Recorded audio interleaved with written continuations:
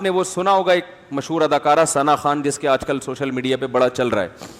میں نے کل دیکھا اس کا حضرت مفتی تقی عثمانی صاحب نے ٹویٹ کیا ہے, اس کو مبارکباد دی ہے. تو مجھے خیال ہوا کہ یہ کوئی واقعی کوئی بڑی ایکٹر ہے جس کے بارے میں حضرت مفتی تقی عثمانی صاحب جیسے آدمی اس کو مبارکباد دے رہے ہیں, تو اس کا مطلب یہ مفتی صاحب اس کو اپریشیٹ کر رہے ہیں. تو خیر میرا رابطہ ہوا, اس لڑکی کا فون آیا میرے پاس, پتہ چلا بیان سن رہی ہے.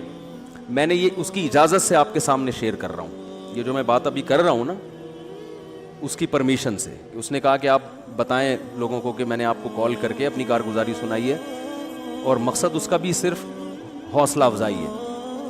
تو اس نے مجھے بتایا کہ پہلی بات تو یہ کہ میرے اوپر قطعاً کسی قسم کا کوئی دباؤ نہیں ہے جس کی بیس پہ میں توبہ کر کے بالی ووڈ کو میں نے چھوڑا ہے. اس نے بتایا کہ پہلی بات مجھ پہ کوئی کسی قسم کا دباؤ نہیں ہے, کیونکہ اس پہ الزامات لگ رہے ہیں مولویوں نے الو بنایا, مولویوں نے بیوقوف بنایا, یہ کیا وہ کیا. پہلی دفعہ تو بیچاری کا مجھ سے رابطہ ہوا ہے, ٹھیک ہے نا.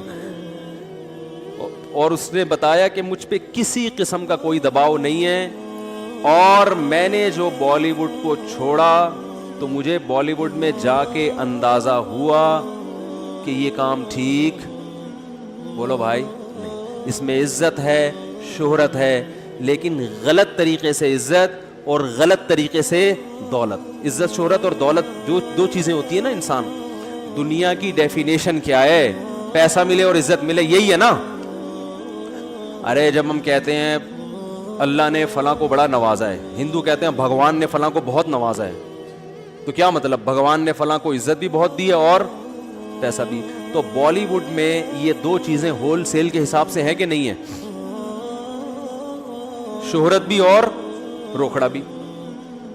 اس نے تو یہ بتایا کہ بالی ووڈ میں جب فلموں میں کام کرتی تھی مجھے احساس تھا کہ یہ کام ٹھیک نہیں. اس نے کہا کہ میں عمرہ کرنے گئی, میں نے وہاں اللہ سے رو رو کے دعا مانگی, ہے اللہ مجھے اس مصیبت سے نکال دے. اور وہ رو رہی تھی ٹیلی فون کے اوپر, یہ اس کے جذبات تھے. اور اس نے کہا اللہ کی قسم انشاءاللہ کبھی واپس اس فیلڈ میں نہیں جاؤں. دیکھو رسول اللہ صلی اللہ علیہ وسلم نے فرمایا کہ ایمان کی حلاوت وہ شخص چکھے گا جو ایمان میں آنے کے بعد نا اسے کفر کی زندگی سے, گناہوں کی زندگی سے اتنی نفرت ہو جیسے کسی کو آگ میں چھلانگ لگانے سے نفرت ہوتی ہے. کوئی آگ میں جل رہا اور کوئی اسے نکال کے لے آئے تو یہ کبھی دوبارہ چھلانگ لگائے گا آگ میں؟ کبھی بھی نہیں لگائے گا آگ میں چھلانگ.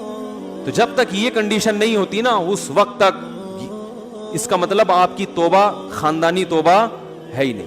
تو میرا مقصد کسی بالی ووڈ کے ایکٹر کی یا ایکٹریسز میں سے کسی کی توہین کرنا نہیں ہے.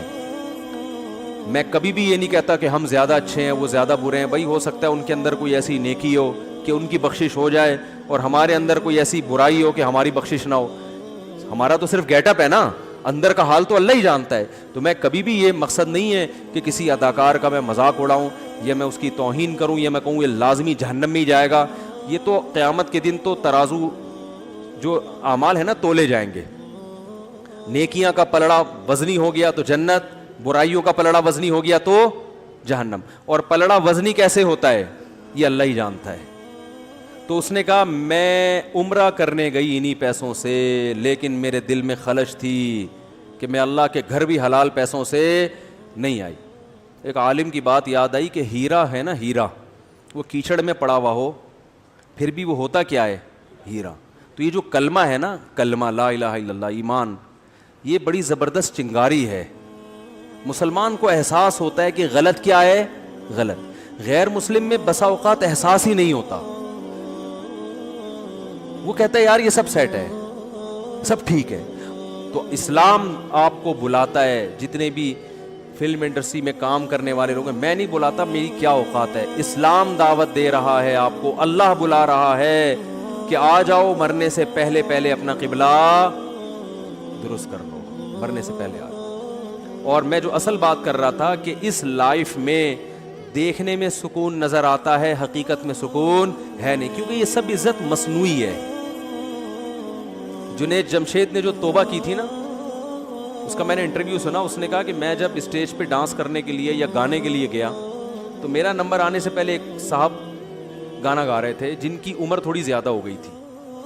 تو ایک شخص نے تبصرہ کیا بھائی اس بڈھے کو ہٹا یار, حالانکہ کہتے ہیں وہ ماضی میں بڑا گلوکار تھا. تو کسی نے تبصرہ کیا اس بڈھے کو ہٹا یار. تو جنید جمشید کہتے ہیں کہ مجھے نا ایک دم مجھے دماغ پہ لگا کہ کل یہی ملفوظ اور یہی ارشاد میرے بارے میں بھی ہوگا کہ جنید بڈھا ہو گیا اس کو ہٹا. اور جو کمپنیوں سے کانٹیکٹ ہوتا ہے, ان کے معاہدے ہوتے ہیں, اور سارے معاہدے کہاں چلے جائیں گے؟ تیل لے. اب تو کتنے سمجھدار ہو گئے یار, اب آپ خود تیل لینے بھیج دیتے, ورنہ مجھے بیان میں آدھا ٹائم تو تیل لینے بھجوانے میں لگتا تھا. تو آپ نے خود ایک کچھ تو سیکھا. ٹھیک ہے. تو بھائی یہ رنگ رلیوں پہ زمانے کی نہ جانا اے دل, یہ خزاں ہے جو با انداز بہار آئی ہے.